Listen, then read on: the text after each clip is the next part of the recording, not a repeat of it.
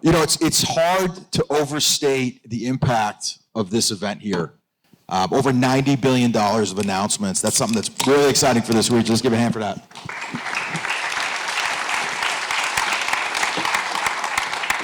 Now, I am moderating this panel. I think one of the reasons why is because when you come to Pennsylvania, we've got tremendous natural gas resources, and you don't need to worry about asking questions about whether the energy will be there. So we can focus on what these ladies and gentlemen do. These panelists here, I'm really excited about this. These announcements are really just the beginning. We're going to need to develop the energy. We're going to need to be able to build the energy infrastructure. We're going to need to finance the deals. And we're going to need to create both federal and state policies that will accelerate all of this work to happen, and we're going to need to turn the wrenches to make it happen. These individuals on the stage will play a meaningful role in all parts of this. And one of the things I'd like to just start for us, it was what we heard in the panel earlier, was about how we're building, how important it is to build an ecosystem for this AI revolution to take place. I'd just love to ask a question to the group. You know, why is Pennsylvania so uniquely positioned to be a great home for that AI ecosystem? Secretary Howard, I'd like to have you please start with that. So the key that we all know to the AI revolution is power, right? Power has to drive the energy, right? These chips, which you all think are little chips, these are giant chips, right? And a new NVIDIA Blackwell is the smallest you can buy is the size of a refrigerator, okay? And these suck energy like they're going out of style. So what has to happen is you've got to have the gas, right? For now, you need the natural gas or coal infrastructure in order to provide these giant AI data centers the power that they need. And it's the combination of technology, investment, and power accessibility that makes a location key and successful. And Pennsylvania, as you all know, has that power. Mike, will you please share your perspective when it comes to labor and why Pennsylvania is such a special place? Yeah, I mean, I certainly agree with all of that, but if power is the key to AI, then the keystone, if you will, Oh, God. if you will, is people. It's just people. It's always people. And this is kind of an inconvenient thing I want to share with you quickly. My foundation has been at this 17 years, and I'm not an alarmist. In fact, I go out of my way to avoid that kind of hyperbole, but if I had a bell, I'd ring it now. For the last 12 years, for every 5 tradespeople who leave the workforce, 2 come in. 5 out, 2 in. It's been going on a long time, and the math is against us. We have 7.6 million open jobs in the country right now, most of which don't require a 4-year degree. That's a heck of a thing. There's a remarkable book I can't recommend enough called Men Without Work by an economist called Nick Eberstadt, who explains in granular detail why and how 6.9 million able-bodied men are currently not only not working, but not looking for work. That's a thing. We also took shop class out of high school once upon a time and sent an unambiguously terrible message to a whole generation of kids. So we have stigma, stereotypes, myths, and misperceptions that are dissuading people from pursuing the very opportunities you propose to create. And so I would just say, as a cautionary tale, in 2009, I wrote an open letter to President Obama and said the same basic thing. 3 million shovel-ready jobs in the Highway Infrastructure Act sounded pretty great. But I said, look, I'm rooting for you. I really am, but not for nothing. How are you going to sell 3 million shovel-ready jobs to a country that's not terribly enthused about picking up a shovel? And when I think today about what we're looking at and what you guys are about to do, and I'm rooting for President Trump too. If he reshores and we reindustrialize, you're talking about 2 or 3 million jobs in manufacturing that currently don't exist. You probably have the numbers better than me, sir, but I think in 5 million. 5 million. Okay, well, open jobs in manufacturing right now. We've got to train them. We've got to train them. We have to train. That is fundamental. Every community college. Yep. Right? We've got to bring it back to high schools. Yep. Right? They've got to train. They've got to teach. They've got to show people that a great technician's job starts at $75,000, ends at $200,000. That's right. You don't need to go to college. You're working in the coolest factory in the world. You know, HVAC is not fixing your air conditioning. It's a closed loop system on the coolest technology system you've ever seen in your life. Amen. And the people who work in these factories. He gets it. He absolutely gets it. Look, it's only a matter of national security, right? And I would say, you mentioned, I read 70, then I heard 90 billion. It's going to be 100 billion by the end of the day. A lot of money. A lot of money is going to come flying into this state. What I would propose, with all humility, is that somebody somewhere carve just a little sliver out of that, a fraction of a percent, and allocate it for better storytelling.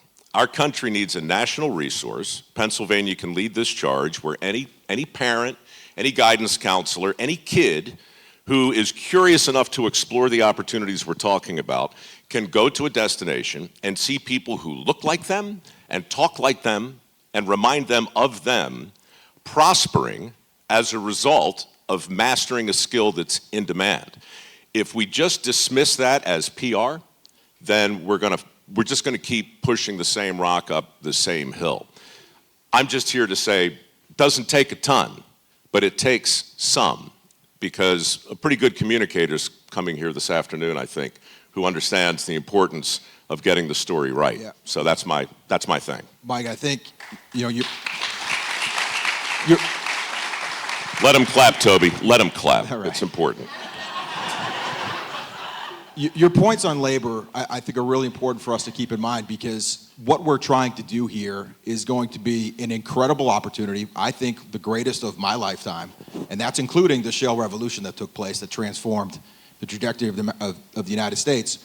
But we cannot take any part of this value chain for granted, and labor is one of those areas that we really need to lean in on and support that. And you're making a great case for it. You're even wearing a suit today. We know it's important for you. Have you ever seen him in a suit before? All my other suits are rubber, so this is a big day for me.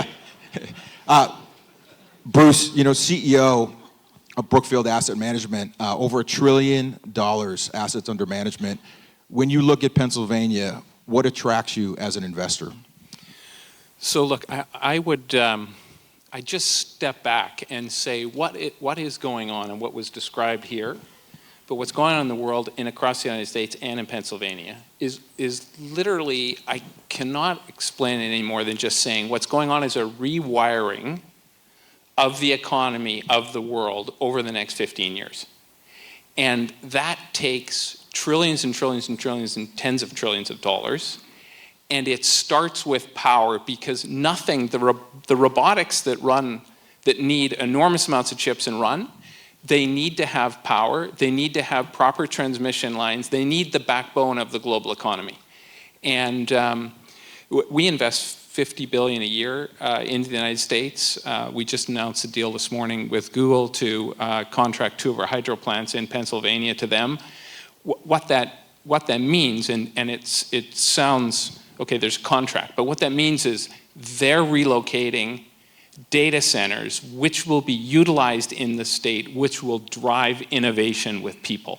And that's what's exciting. The core resources that are here, like we had 2 hydro plants that have been sitting there forever. We're going to invest an enormous amount of money in them and sell $3 billion worth of power to Google to drive innovation in the state.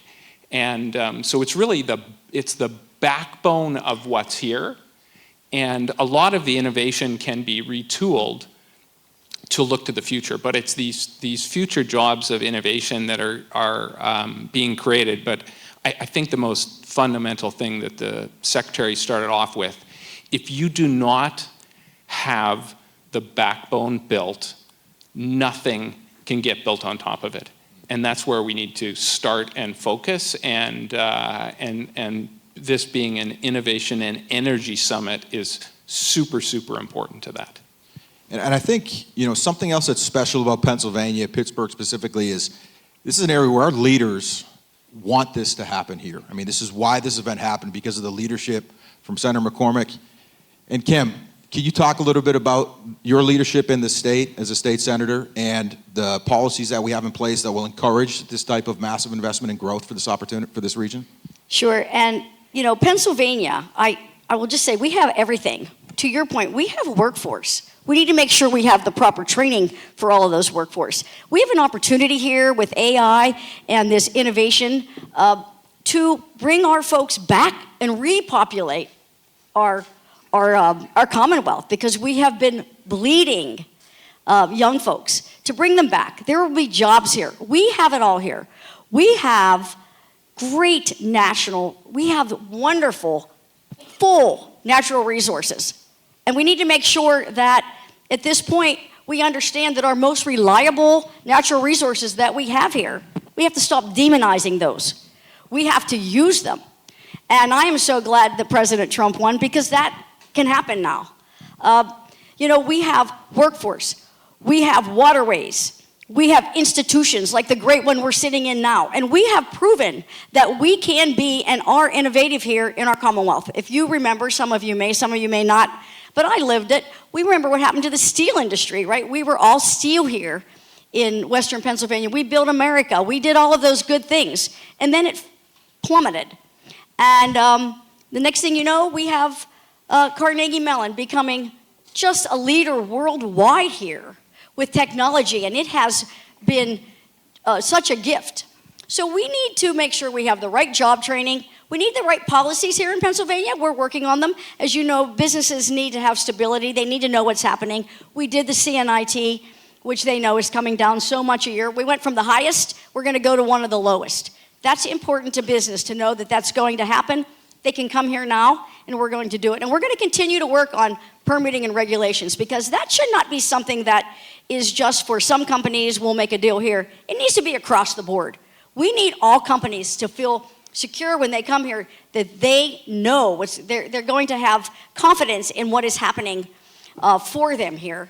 I think we have it all here. I don't want me to sound like a cheerleader, but I love Pennsylvania and I love our region. And I want to thank Senator McCormick for bringing this all together. It's unbelievable. And Dina, I have to acknowledge you, because I know you're always a big part of everything.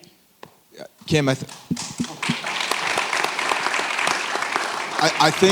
I think your comments are so important for two things. One, this industry and our leaders really appreciate and understand how impactful industry can be in transforming a city. We've seen that with steel. We've seen that with coal. So this is a city that really appreciates industry. I think this is also a place where our leaders remember the rust. But we've got some amazing green shoots in this organization, and the tech scene that's emerging, we've got one of those green shoots sitting next to us. CEO of Gecko Robotics, Jake Lucerian.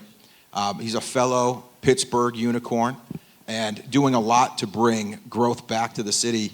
Can you just share your perspectives on why technology is picking Pittsburgh and Pennsylvania? Thanks, Toby. I think maybe I'd comment on one thing that is very exciting that I think, Secretary, the administration's done a great job of being deterministic about what the future should be in the U.S. And determinism is really important. It doesn't have all the answers, but if you are optimistic and deterministic about what the future should be, then it rallies people around that. And you can see that through the investments that are being announced today. And we've got two of our own that we're announcing. And so this is an incredible moment to get folks off their butts and make deals, which is exciting. And my story is I bootstrapped the company out of Pittsburgh for 3 years. Was down to $100 in my pocket in the city, and then decided to turn down an acquisition offer and instead take an offer for a company to invest in Gecko. But it had me move to the Silicon Valley. And so I moved to Silicon Valley for 4 months, and the company moved, which is just me and one other person. We drove across country. The whole company was in my hatchback. Anyway, we got out there, and 4 months later, we were one of the top companies coming out in like the seed kind of stage.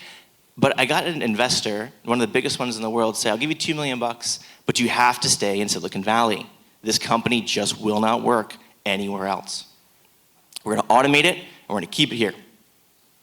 And I have $100 in my bank account at this point, so that's a lot of money. But I turned that investor down, and I said, I disagree with you.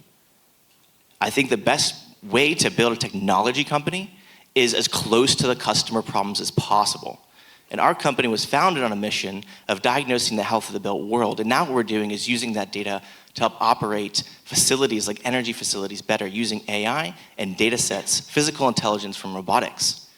But we built that at power plants, not in labs. And what's incredible about this moment is there's an investment and a resurgence in steel manufacturing, in energy, both natural gas and otherwise. There's a moment where we get access as a state, Pennsylvania, to revitalize these older industries and make them the most advanced in a technology as possible. But we cannot do that with technology companies that are innovating from afar. And so that's why I'm extremely excited.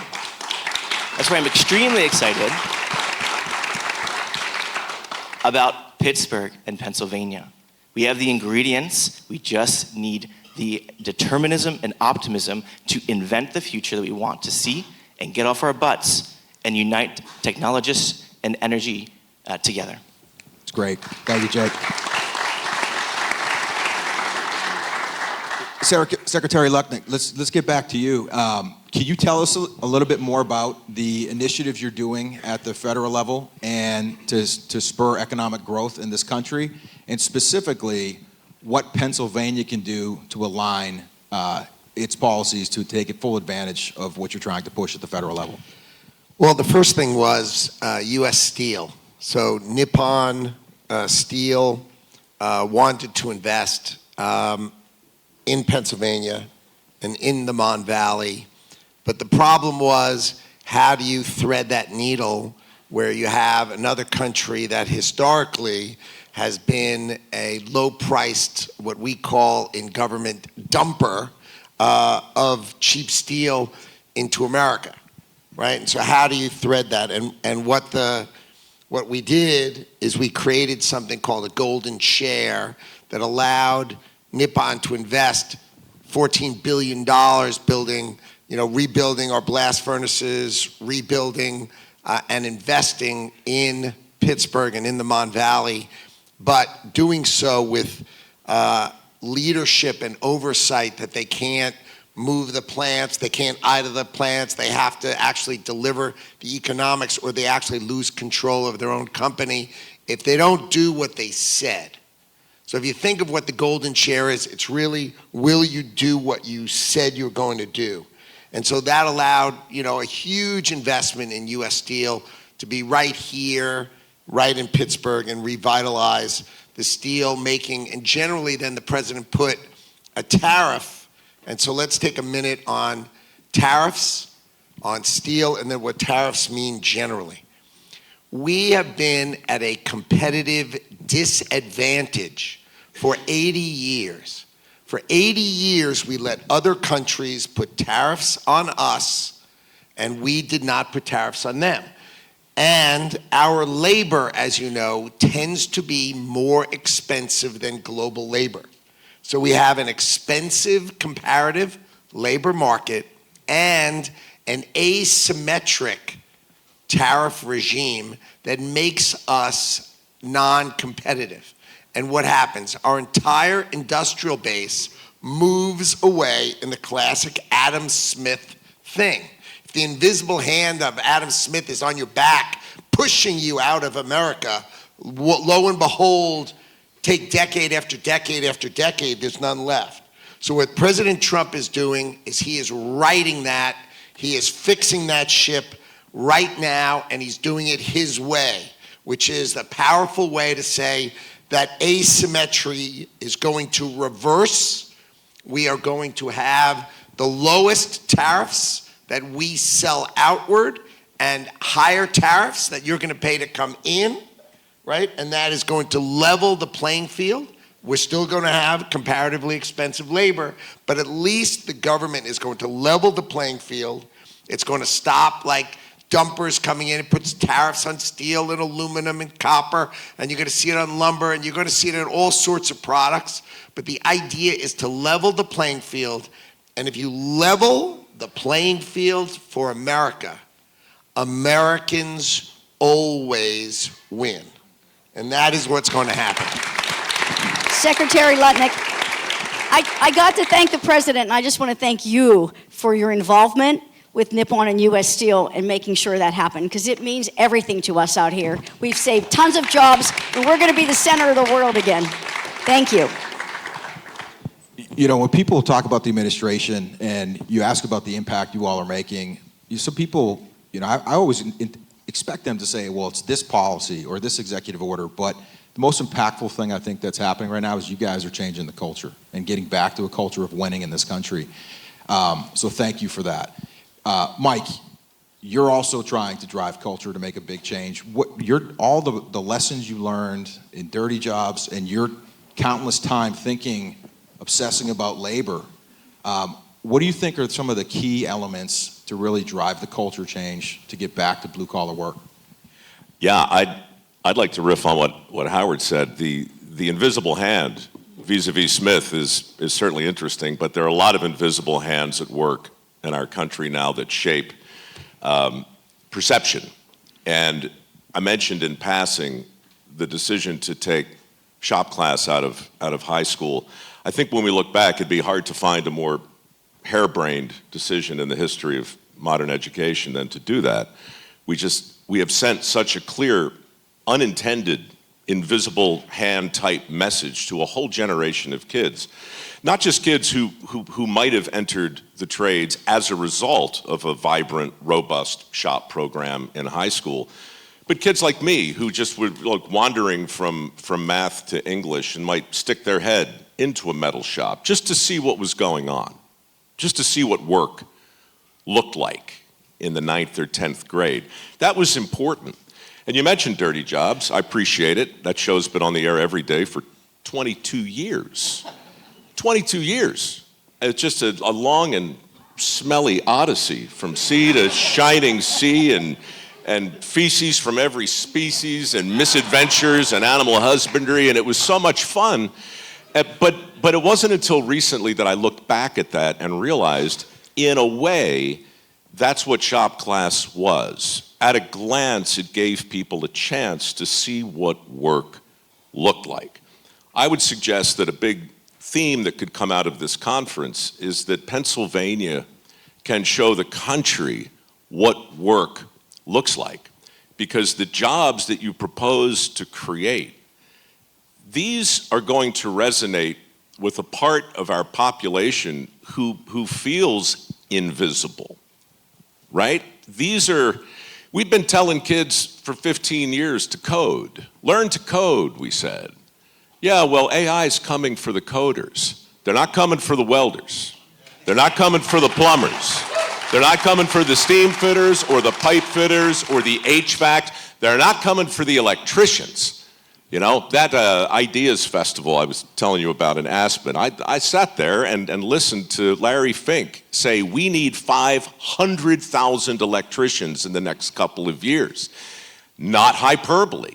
This is me being the alarmist again. There's not a week that goes by in my humble little foundation, it's called MicroWorks, shameless plug.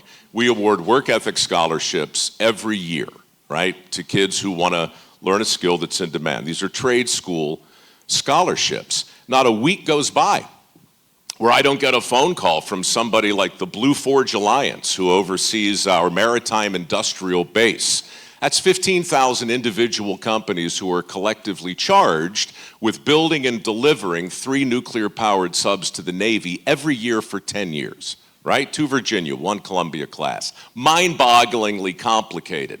This guy calls and says, we're having a hell of a time finding tradespeople. Can you help? I said, I don't know, man. It's pretty skinny out there. How many do you need? He says 140,000. 140,000. Now, granted, over 7 years, but they need 80, 90,000 right now. These are our submarines, folks, right? things go hypersonic, little sideways with China, Taiwan, whatever. Our aircraft carriers are no longer the point of the spear. They're vulnerable. Our submarines matter. And these guys have a pinch point because they can't find welders and electricians to get them built. Where are they? They said. We've looked everywhere. Do you know? I said, yeah, I know where they are. They're in the 8th grade, man. They're in the 8th grade. And the same thing, the automotive industry needs 80,000 collision repair and technicians. Energy, I don't even know what the number is. I hear 300, I hear 500,000 everywhere.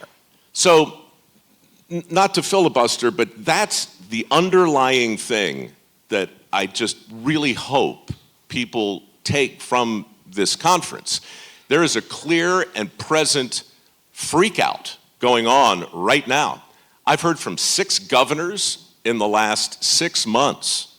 I've heard from the heads of major companies in the country. It's like a memo has gone out. And people are realizing, you know something? We need to tend to this, both on the PR side and on the demographic. I don't know what to do about the retiring demography. I don't know what to do about 7 million able-bodied men choosing not to work. But I do know that the message to the young men and women in this state that a bright future awaits if they would but learn a skill that's in demand, that's going to resonate politically, that's going to resonate practically, it's going to move the needle. Final thought, because I realize I do sound like Debbie Downer, but here's some good news.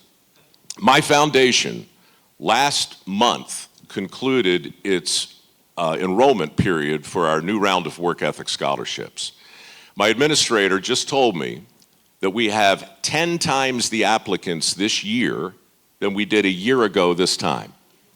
This is not, I'm not doing anything different. Something's happened in our country, something's happening in this state. It's a big, big deal.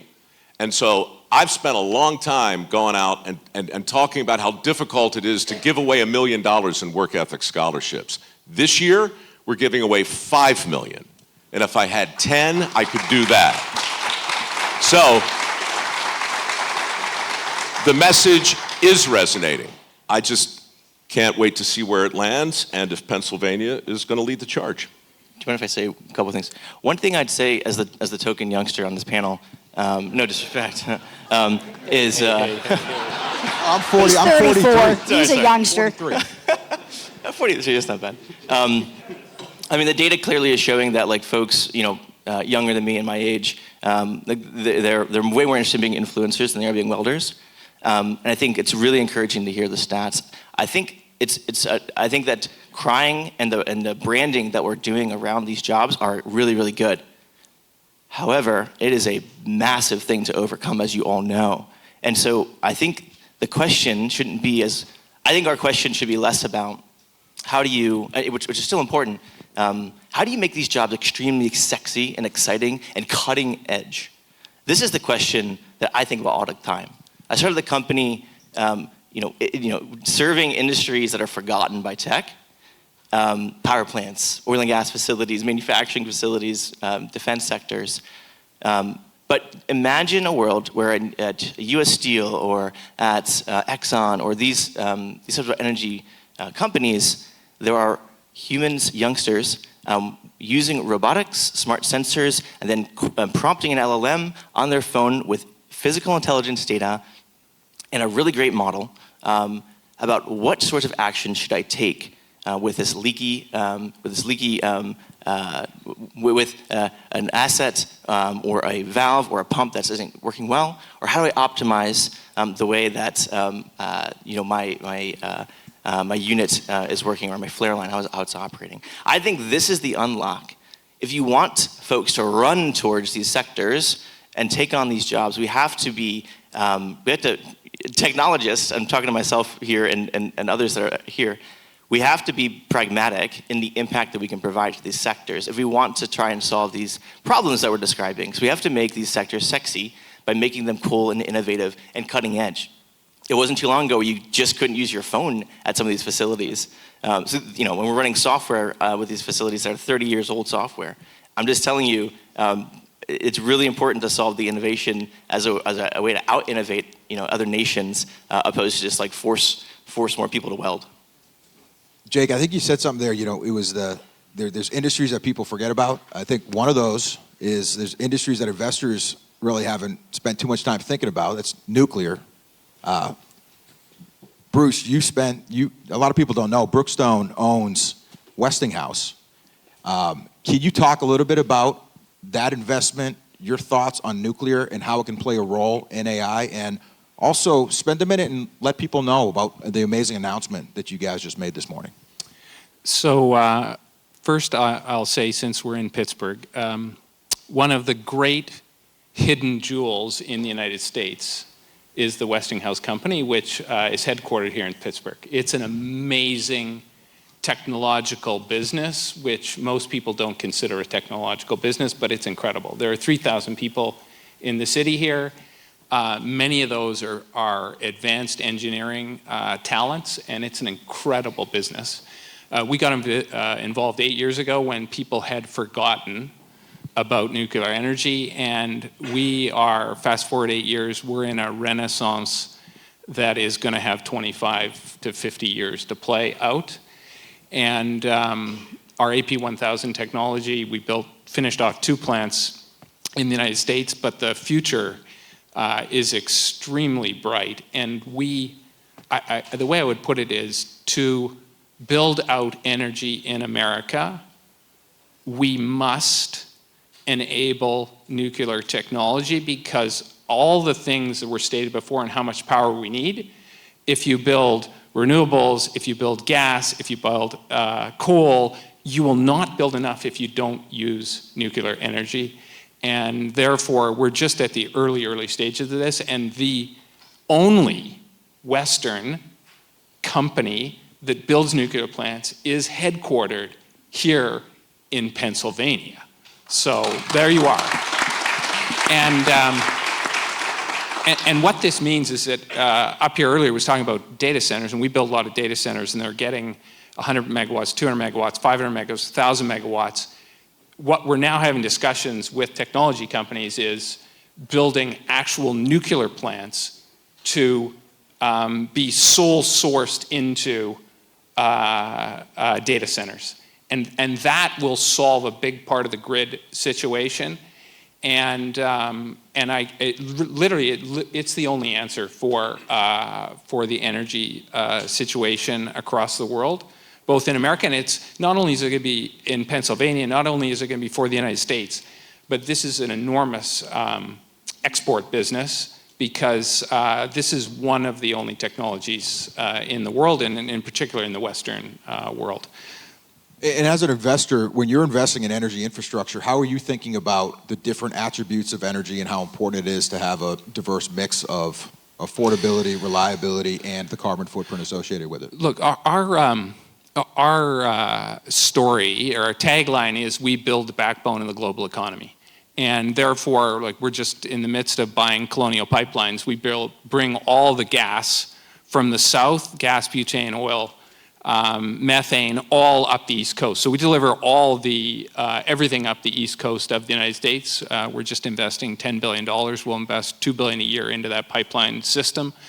But we're building all types of energy, and what we used to build is 2,000 megawatts a year. Today we're building 10,000 megawatts a year.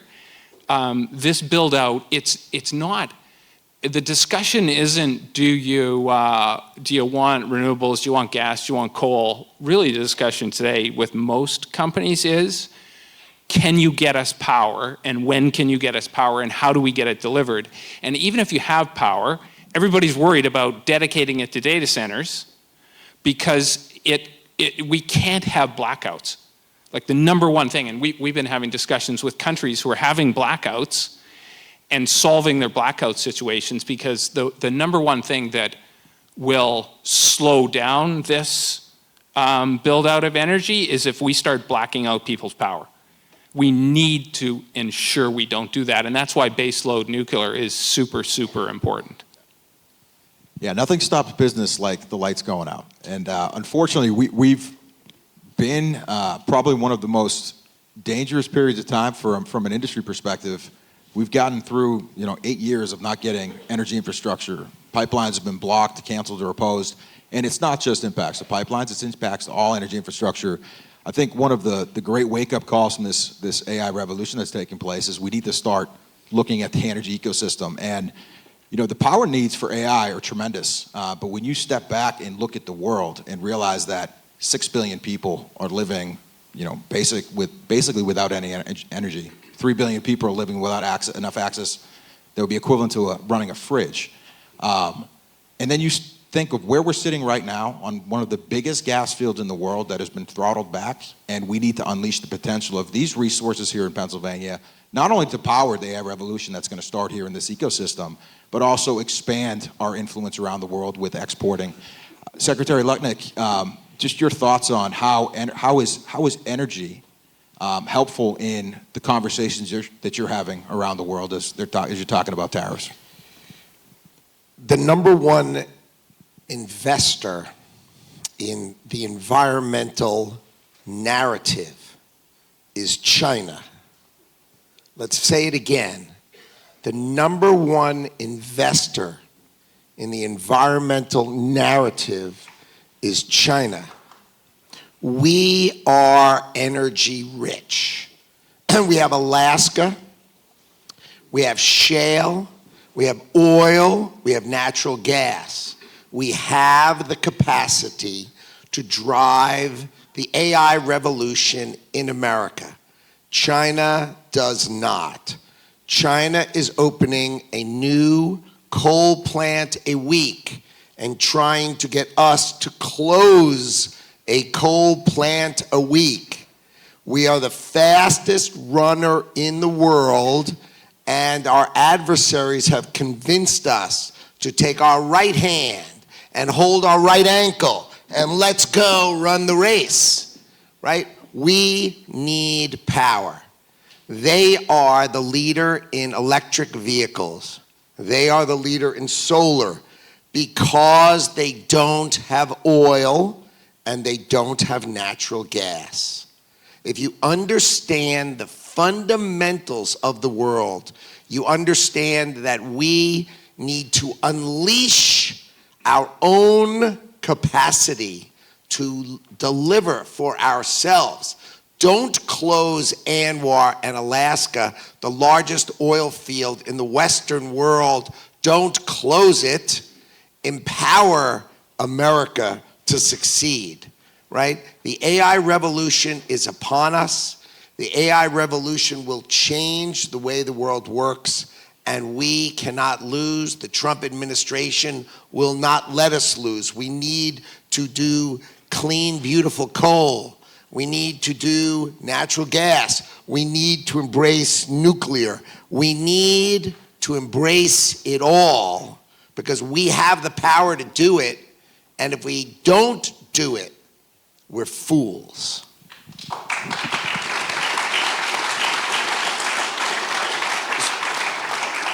So in our closing few minutes here, I have one final question for all of you.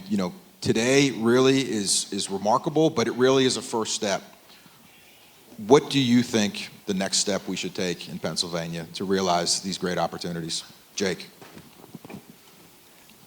I think one of the most, I've said this publicly as well, one of the most important things that the government has done for the state of Pennsylvania has been the Nippon-U.S. Steel partnership. Thank you. Now, why I say that is it revitalizes an industry that's so important.